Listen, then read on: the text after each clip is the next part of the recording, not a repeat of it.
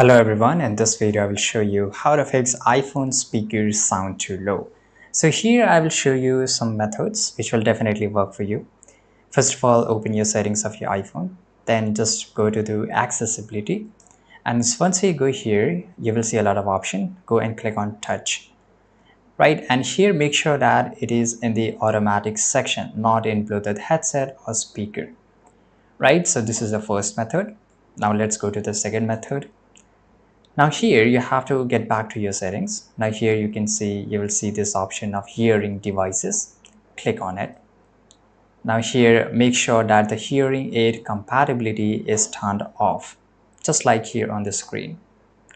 Right now again, just get back to your settings here. Now this is a third method. Now here you have to go and click on sound and haptics.